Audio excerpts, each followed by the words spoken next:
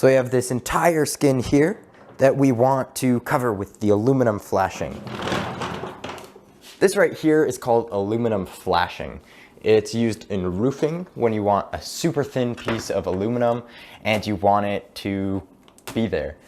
I'm also going to use it for the simulator because it's cheap. A whole roll of this, like I think 50 feet or something, was only like $50. Whereas plywood is like $50 a sheet and I'll need like 12 of them. I've personally never worked with this before, but I think I can figure it out. Probably ignorance. But we're gonna see how much we get done today. So I think first I'll start off by cutting a 2 foot, maybe a little more to give us some slack, piece of metal clamped up here because it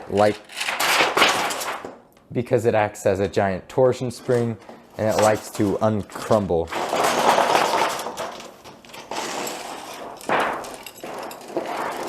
We have 2 feet of this all ready to go. And if I find my tin snips over here, I can cut off probably about 26 inches. I was originally thinking of using hammers and dollies with this. I bought a kit of them for like super cheap on Amazon. It didn't really work with this thin of aluminum. This I think I'm gonna treat more like tin foil than I am as metal, even though I am using big kid scissors. So already right here, this is looking much better than I've ever gotten with the fiberglass.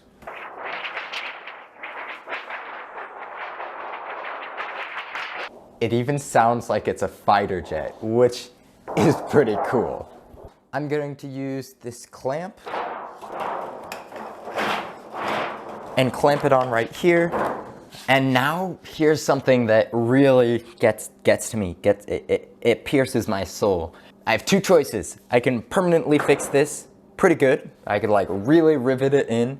This isn't metal, so I'd probably have to cheat and use like either pop rivets, which would be cool because it's a rivet, or furniture rivets, which would be cool because it looks like a real rivet, or I can use screws.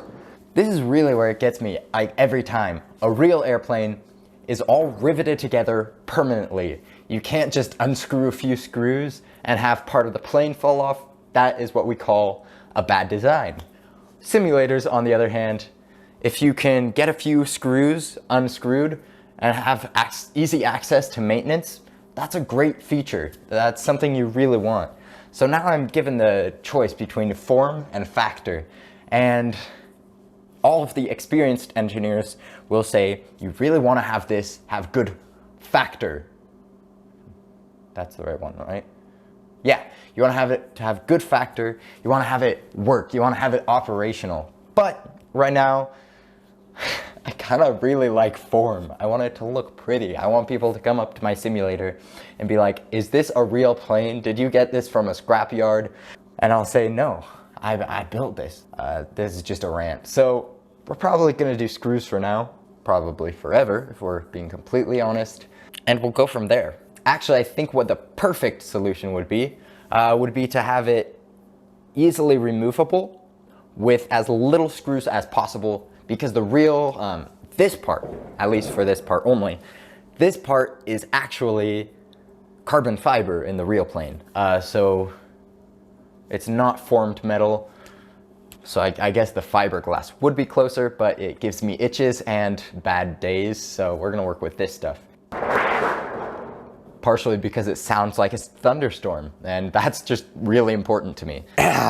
Every time, every little problem like this, I'm like, I think I overthink it probably. We're gonna go with screws, see what happens, and go from there. I'm such a klutz. I have these rivet spacers that I made a little bit ago. I'm going to use as few rivets, like physical rivets, as possible. I'll just space them probably 12 inches away from each other. They'll actually even be screws, not rivets. So we're gonna have it start from the bottom of this template, from the bottom of my heart. And then we're gonna have it kind of curve down and get spaced every 12 inches. So basically it'll be spaced one here, and so it'll be like 6 screws, holding the entire panel. If I redo design, dine this, I wish there was like at least a 3-year-old worth of capacity, like knowledge in my brain. If I am going to redesign this, I'm gonna redesign it from the ground up, and this will be a lot easier. There'll be a piece right here that you can easily screw things onto, like the real one is, so they'll mate together better. But for now, we're stuck with stupid Trevor's design, so let's get back to building. Remember, you don't have to have a clean shop, you just can't show anyone you have a messy one. I'm going to drill the top hole right here.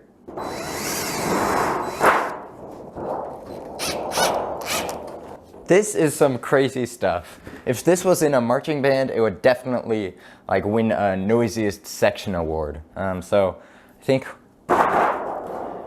that's kind of something it is really good at, being noisy. So we have a lot in common. Let's continue. I disregarded one of the rules that I made for myself, which is always go from middle to out so that everything is tight. This is loose.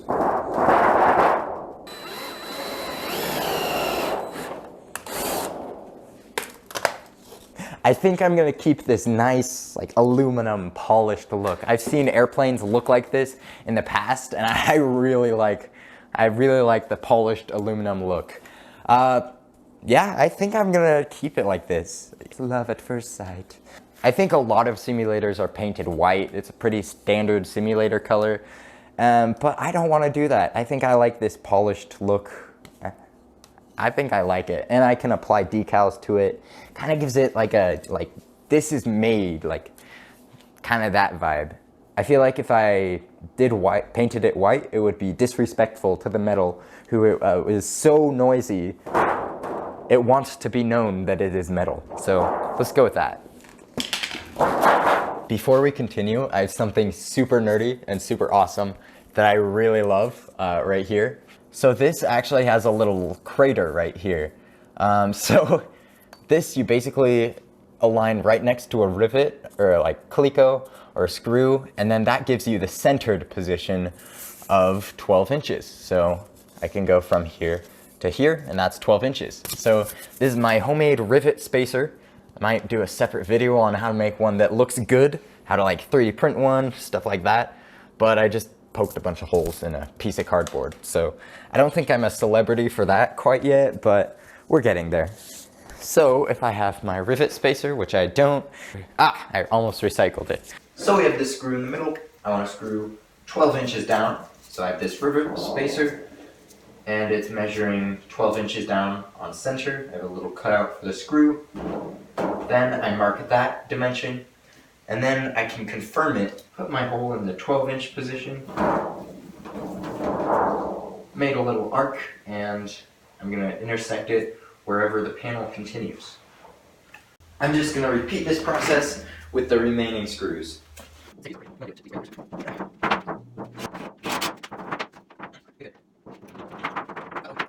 I knew this would happen. I've dealt with this before. It's something in the industry we call imperfection. This simulator is kind of like an orange. If you unpeel an orange, it doesn't look pretty. If you unpeel the simulator, it won't look pretty too. It's not something that you can just paste a sheet of aluminum on and call it good. It's a complicated shape. It's like uncurving a sphere. There's no one way to do it. You have to have a lot of little cuts. And even then, it's not perfect. So, the two things you can do are you can either have it formed, bent, and shaped, kind of like this lamp right here. This lamp was originally a circle, and then they basically shaped it and formed it and stretched it out into kind of a half circle like this, a half sphere. I could kind of do that, but I don't have very expensive machinery, so I'm just going to make it as close as I can.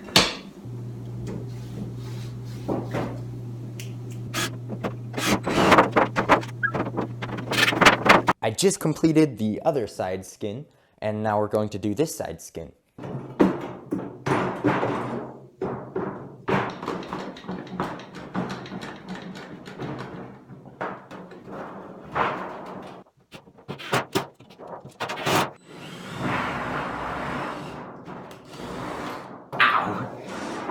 sat on my microphone. Right now I'm using something called an oscillating saw. It moves back and forth like a fish and basically cuts all sorts of stuff. It's a really versatile tool if you just want to have a tool. So I'd actually recommend it if you're like a homeowner or something. And so now I'm just gonna cut this sheet metal with it.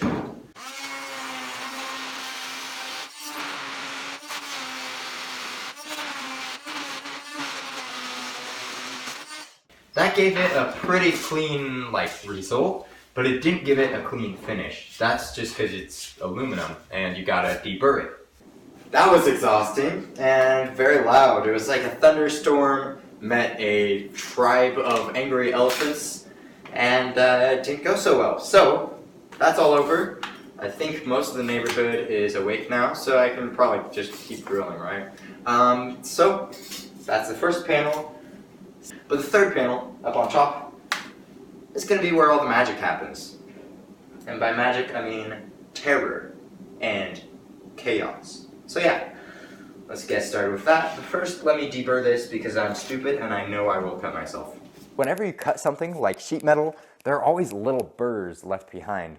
So you gotta deburr it. The burrs are little sharp slivers poking out. And you just get some 100 grit sandpaper, some Scotch-Brite, and just kind of sand them off.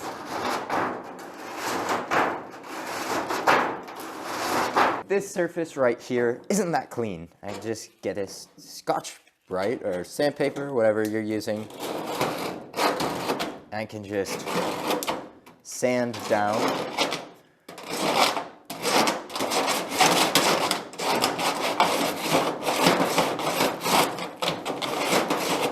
Until the surface is nice and free of burrs. The metal right here on both sides is pretty, but what about the metal on top? I can guarantee you there's not really an easy way to get one piece of metal like this and put it on top. It's just not going to work out. You saw what happened when we tried to kind of bend it up here. One of the sides bulged and that didn't look very good. But what if I told you there was a different way involving glue? I'm going to use something called liquid nails, and if that doesn't work very well, I have a backup. Now I'm going to use this caulk gun in combination with strips of metal to create my own little shape thing. So we'll see how this works. The strips of metal will need to be anywhere from 6 inches to a foot long, so I'll probably have to cut this in half. And they'll have to be longer than the simulator is long. Yeah. So now I can just cut these strips of metal to 28 inches, or roughly there. That'll give me a few inches of margin, like I used before. So now we have one strip. We'll probably need 2 more, 3 more probably. This first piece I don't think needs really any attention. Maybe a little bit. It's mostly just kind of forming it. I might need to cut the other 2 pieces though. So now we basically want to align this up on center right here and clamp it down. So this piece for now I think works well just as one piece, but I think I need to cut these pieces in 2 so that I can shim them over each other. Maybe put carpet in your workshop because you might be on the floor a lot today. This isn't a space shuttle, so you don't have to be super precise. But it does help to have good craftsmanship and measure stuff. I might try to fold it in half, scribe it, and then fold it the other way. I don't know if it will, but this is why we experiment, push the bounds, and sometimes they push back and slap us on the face. I don't think you get anywhere if you don't try. Oh, it's sliding. And remember, this is only one of the sides. We can just put it on the ugly side and put the ugly side against the wall. Oh no. This was a horrible idea. Maybe I should edit out the inspirational part. I've decided there's an easier way, and it's not this.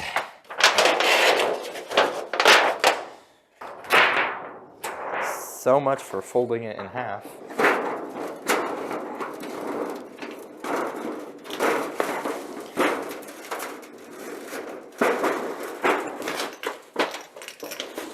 All right, look at this edge.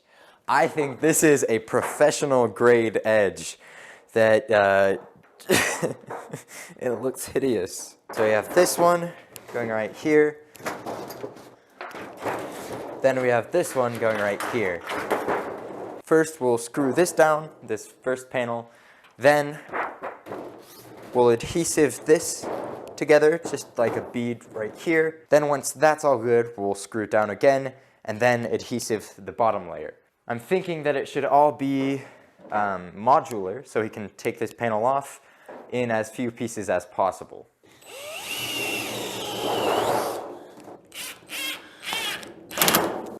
Stick 'em up! So, this is a caulk gun. Gotta just cut the end of the caulk, or whatever you were using. This is an adhesive. Liquid nails is what I'm using to start, and if it doesn't work, I'll use some power grab heavy duty that's actually supposed to be used on aluminum. I just thought this would work because it says wood, treated wood, plywood, OSB, drywall, tile board, and more. I don't know. Maybe it'll work, maybe it won't. I'm scared. I'm shaking in my baby seal leather boots. It wasn't latched in right, so I'm actually just pressing against the container. That's good to know. Liquid nails, more like hard to get out of the container thing, you know? You have to pop it. So you like doing it down there. Okay. Oh my gosh. All you general contractors are cringing so much right now. Wait, is the contractor the guy who does nothing or the guy who does everything? We learned this in woodworking. Hey, where's Harry? Yo, over here. Well, he is a contractor. They don't do much. So we have our piece right here. We can put this on like this. Make a seamless seam. Clamp it together and we should be good to go. As long as we don't get any of this sticky stuff on here. I'm gonna clamp it and we'll see how it goes. See you on the flip side. All right, it's the next day.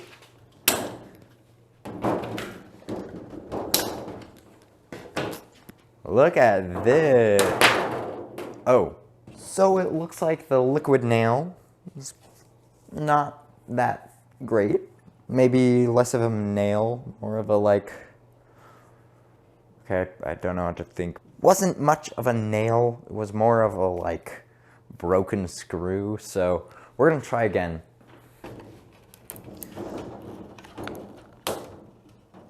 Let's just try with more and see where that gets us.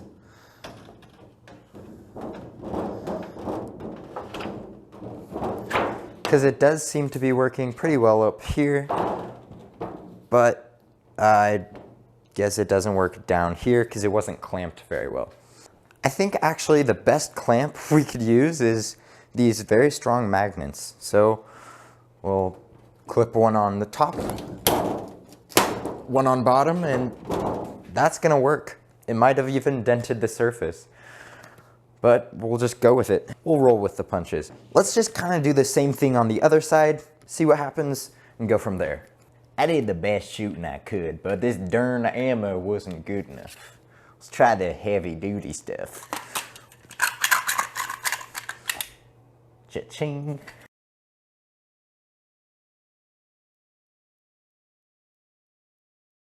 So I feel like for this, you'd need a lot of magnets to like clamp it all together, or you'd need a like clamping mechanism that's not awful.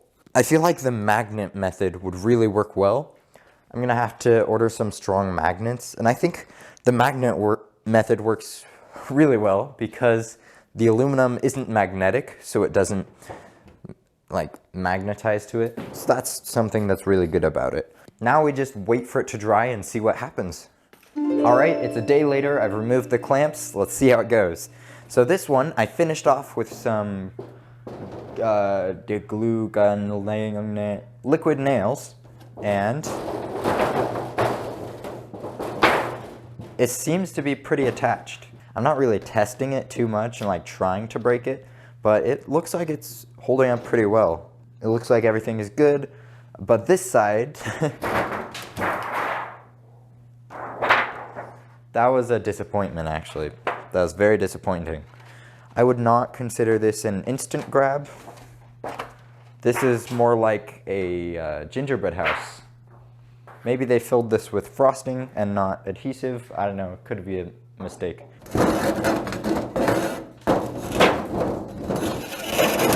We do have to give credit where credit is due. This, the tight bond adhesive, I think does work a little bit better in the sense that it smells better. So we'll give it that.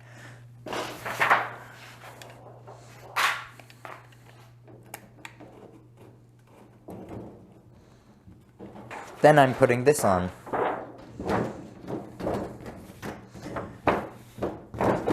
Making it all good. Making sure it has good contact. Ow, I cut myself. That's why you deburr aluminum. Good, good. Now we clamp it. So hindsight is 2020. I would have probably put these under so we'd have the top covering up the seam instead of the seams coming in like this. We can't go back, so let's just make the most of it. 24 hours in most conditions. Well, I guess I'll be back in a day. That's exciting. Also, it has to be at room temperature. Currently, the garage is like 20 degrees Fahrenheit, which is like -3 degrees Celsius or something. All right, this is looking pretty good, not gonna lie. I think it'd be best to screw it down so it has something to reference off of so that it's not trying to conform to this and this bent up part. So I think I'm gonna screw it down now. I'm gonna end up using this masking tape to kind of fix one of the panels in place. I want the panel to remain perfectly level with this one. And so then I'll kind of bend this around it and then line it up here. It should end up looking something like this. So this, it's kind of curving.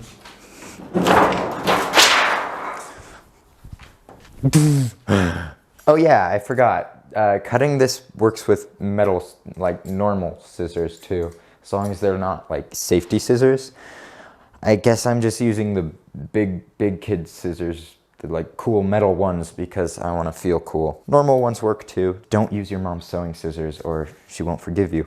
It is nice to use duct tape and masking tape to fix everything temporarily while you glue it, and then the adhesive hopefully will help you with it in the future. And this duct tape even works really well because it's like the silver duct tape.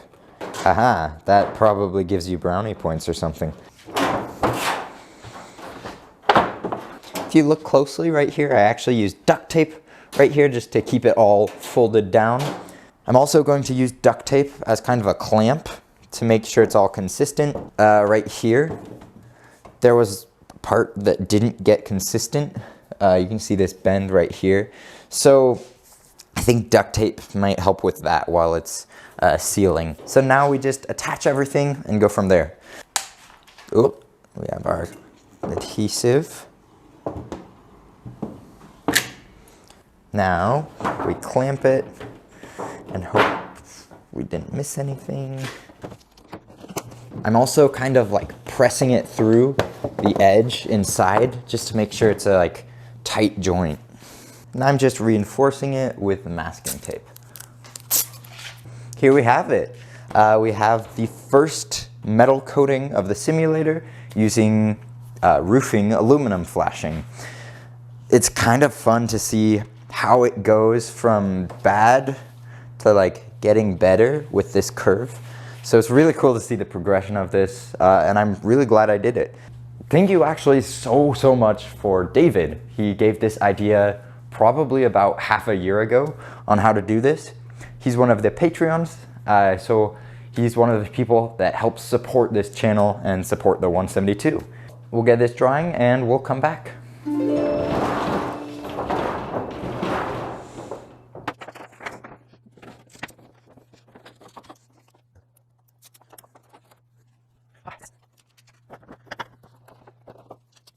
This one I actually went over, kind of like this. I guess it is inconsistent, but whatever. And we'll just caulk this one. I'm calling it caulk, even though it's nail, I guess, maybe adhesive. It's funny, this simulator is all patched together with like band-aids, it looks like. I'm gonna call it the Franken-sim. So one of the big ideas with this simulator is that I can unscrew these few screws right here, and then this whole cowling should be able to come off pretty easily. I'll make sure to sand all of these joints so you don't cut yourself here, kind of deburr them, and then it should be all mostly good. So that's pretty awesome. I'm really excited about the sim. This looks way cool to me. So now I just wait. I'm gonna flush cut this with the oscillating saw when it's all dried and cured, and then I get a metal simulator. This is way cool to me. Doing this has really taught me a lot about how metal works, how metal doesn't work, and how adhesives bond together. It taught me a lot about reading labels, and I'm really glad I experimented with this. I think I am going to end up doing this on the real simulator. I'm probably going to do some more tests to polish it, see how that looks versus painted. I think this is the solution I'm going to go with. I really like the look of this. I'd like to give a humongous shout out to my Patreon supporters, David H., David L., Chris P., and Similar. They really helped me make this show possible. I'd also like to thank the newest member of the CAD team, Bromy. Thank you all so much for your support, and have a fantabulous rest of your day. I'm honestly really excited to see this happening. If you want to follow the Cessna 172 simulator's development, then go ahead and click this playlist and you'll get there.